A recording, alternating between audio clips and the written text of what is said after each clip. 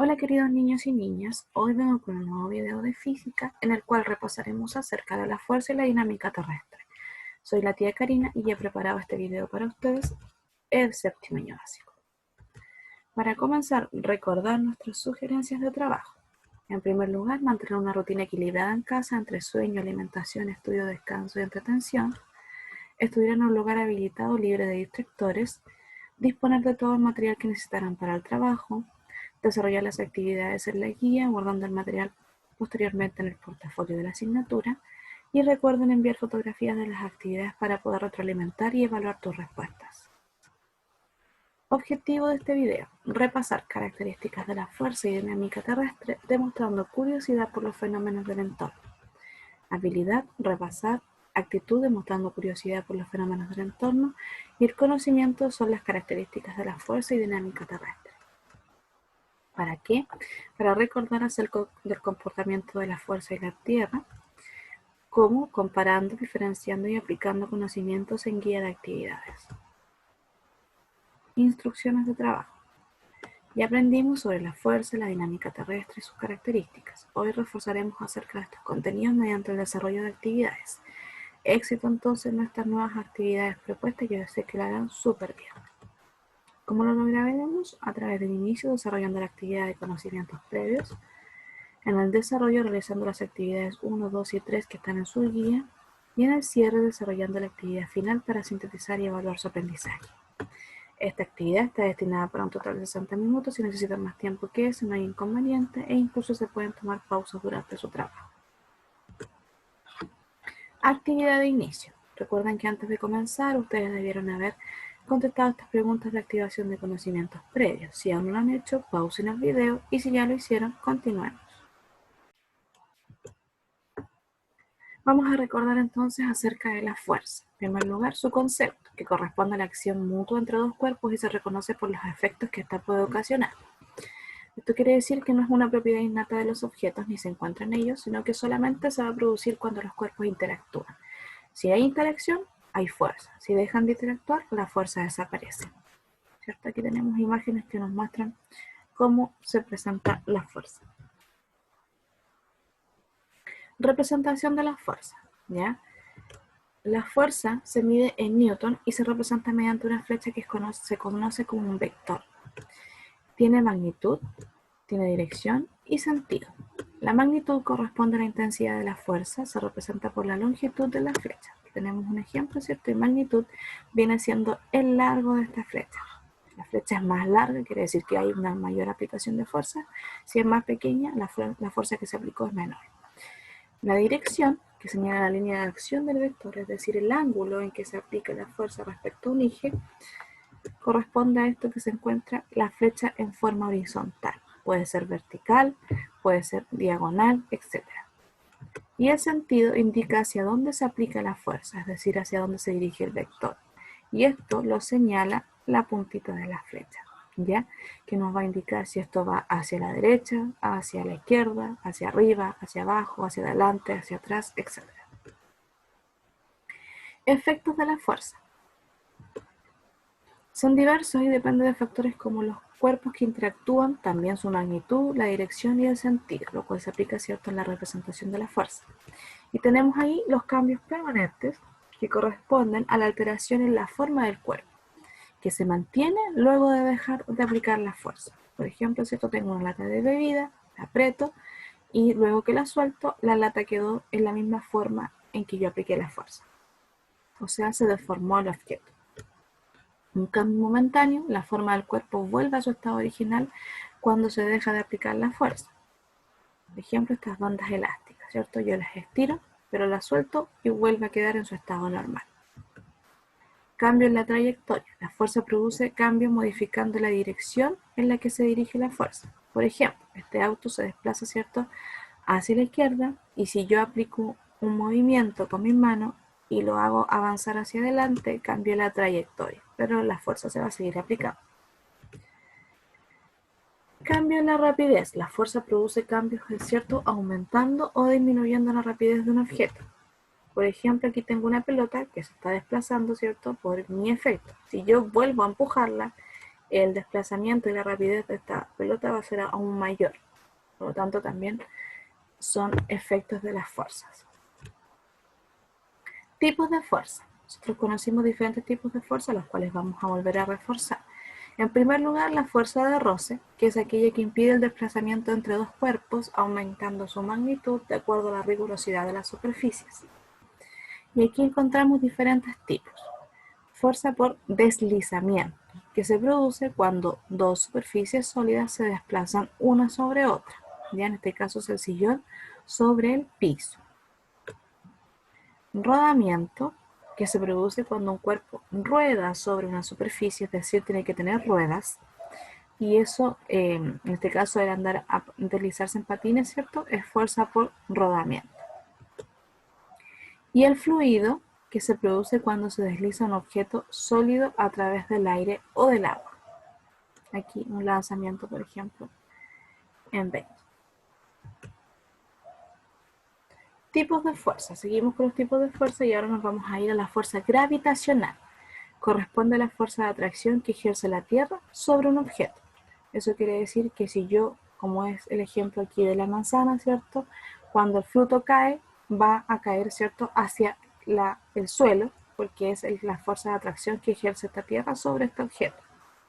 Y cuando yo lanzo algo hacia arriba, también, de acuerdo a la fuerza gravitacional, la Tierra lo va a volver a atraer, por lo tanto, vuelve a caer. Fuerza elástica se produce cuando se aplica una fuerza sobre un material elástico, ¿cierto? Puede ser el amarrarse el pelo con un cole, lanzar una liga, estirar una venda, etc. Fuerza eléctrica, que es la que es ejercida entre cuerpos cargados eléctricamente, lo que se conoce como electrización de cuerpos también. En este caso está tocando una superficie que está electrizada, entonces por eso tiende a suceder eso con su pelo y a darles como choques eléctricos.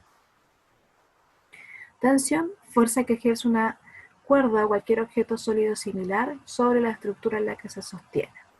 ¿Cierto? Aquí caminar sobre una cuerda, por ejemplo, el colgar ropa sobre una cuerda, todo eso es tensión, pero sobre un material de cuerda.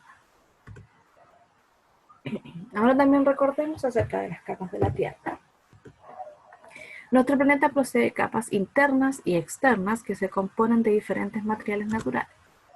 Aquí tenemos, ¿cierto?, nuestro planeta Tierra, y aquí encontramos capas externas como la litosfera, que corresponde a la Tierra, la hidrosfera, que corresponde al agua, y la atmósfera, que corresponde a la capa gaseosa que rodea a la Tierra. Y la capa interna, donde encontramos la geósfera, que se divide en corteza, manto y núcleo. Interior de nuestro planeta. Los componentes de las capas de la Tierra se organizan de menor a mayor densidad y están propuestos en dos modelos de clasificación. Un modelo dinámico de la Tierra, que se encuentra basado en el comportamiento y en las propiedades físicas de los materiales del interior terrestre, donde encontramos estas capas: litosfera, astenosfera, mesósfera y endósfera. Y el modelo estático de la Tierra, que establece una aproximación sobre la composición química interna de nuestro planeta. Y ahí encontramos la corteza, el manto y el núcleo. Vamos a ver entonces en qué consiste el modelo dinámico de la Tierra. ¿Cierto? El modelo físico, como decía, que describe el movimiento de las capas según la rigidez y la elasticidad. En el primer caso, la litosfera se encuentra formada principalmente por roca en estado sólido y por lo tanto es rígida. Se encuentra dividida en fragmentos que se desplazan y encajan entre sí, lo que nosotros conocemos como placas tectónicas. La astenosfera está compuesta por rocas que, debido a condiciones de temperatura y presión, están en estado viscoso, lo que hace que la litosfera flote, ¿ya?, o tenga capacidad de movimiento sobre la astenosfera y por lo tanto pueda desplazarse, por eso el movimiento de las placas tectónicas. Mesósfera se caracteriza por ser rígida debido a las elevadas presiones a las que sus componentes son sometidos. La endósfera, que se divide en dos, un núcleo externo y un núcleo interno. El núcleo externo es líquido debido a las altas temperaturas y el núcleo interno es sólido producto a las elevadas presiones que se producen. Ahora, el modelo estático de la Tierra. Corresponde, ¿cierto?, como decíamos, al modelo químico, que establece la diferencia entre las capas según la composición. En primer lugar, la corteza. Una capa superficial se clasifica en oceánica, que es más densa, menos grosor y compuesta por basalto, y también una corteza continental que es menos densa, más gruesa y está formada por granito. El manto es la capa intermedia que ocupa la mayor parte del interior de la Tierra. Está compuesta por silicio, magnesio, aluminio, oxígeno y fierro, y está dividida también en un manto superior que tiene menos densidad y mayor fluidez, e inferior que es más denso y menos fluido. Capa más interna, donde el núcleo externo está formado por hierro y níquel en estado líquido, y un núcleo interno que está en estado sólido formado únicamente por hierro. Teoría de las placas tectónicas. Hablábamos, ¿cierto?, que la litosfera, ¿cierto?, se encuentra fragmentada en secciones conocidas como placas tectónicas, que va a permitir el desplazamiento de estas sobre la astenosfera. Las placas tectónicas se desplazan una respecto de la otra sobre la astenosfera. Esto se explica por la diferencia de temperatura entre el núcleo y el manto, que ocasiona también el magma. Las elevadas temperaturas del núcleo permiten que los materiales del manto en contacto con este se dilaten y asciendan, y a medida que ascienden bajan su temperatura, lo que produce su posterior descenso, que son denominadas corrientes de convección. Movimiento de las placas tectónicas. El movimiento de estas placas provoca alteraciones en la superficie terrestre, principalmente en las zonas que interactúan formando límites, que se conocen como zonas de contacto.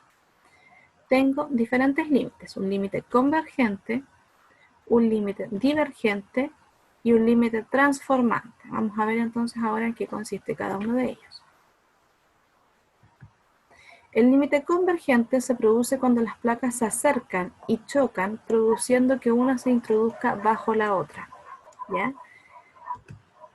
Debido a esto se experimenta una gran actividad sísmica y volcánica, y un ejemplo de estas capas sería la placa de Nazca y la placa sudamericana. El límite divergente se origina cuando las placas se separan, causando el ascenso del magma que está bajo la superficie, tal como muestra ahí la imagen, ¿ya? Y debido a esto se ocasiona una renovación del material de la corteza terrestre, y un ejemplo de este tipo de movimiento de placa tectónica sería lo que ocurre entre la placa sudamericana y africana.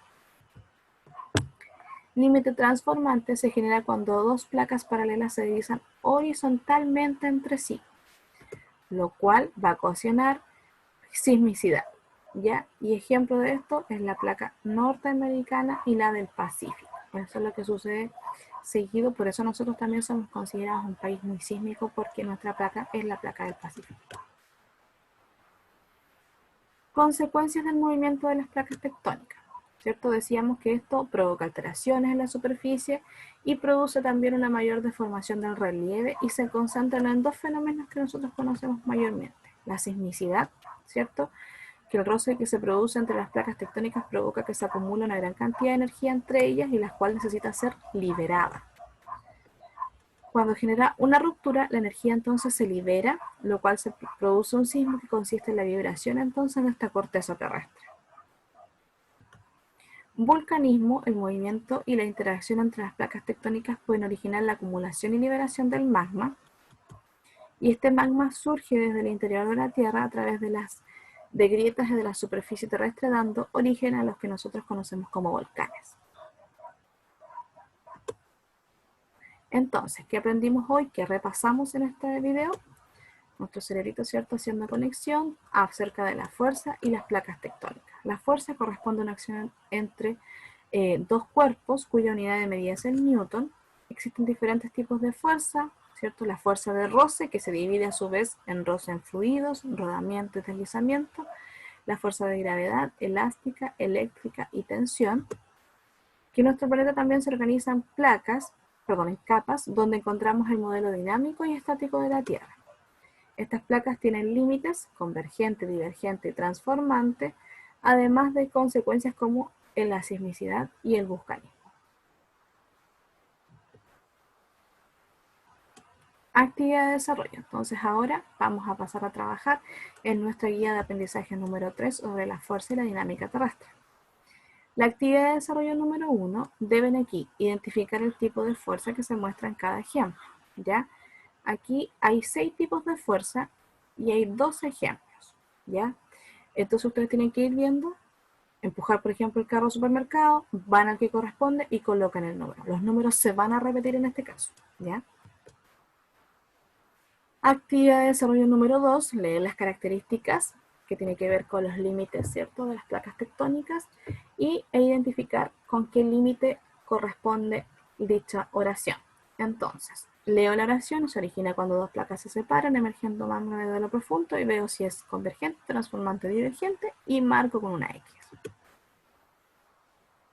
Actividad de desarrollo número 3, relacionar los conceptos de la columna A con las definiciones de la columna B. Tenemos 12 conceptos, ¿cierto? Y aquí vamos a ir viendo la definición que corresponda, colocando el número que le corresponde. Actividad de cierre.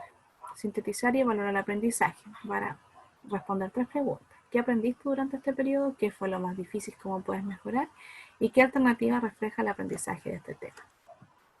Recuerden que pueden leer las páginas 56 a la 61 y de la 74 a la 77 de su texto de estudio para poder reforzar el aprendizaje y también para apoyarse en el desarrollo de esta guía.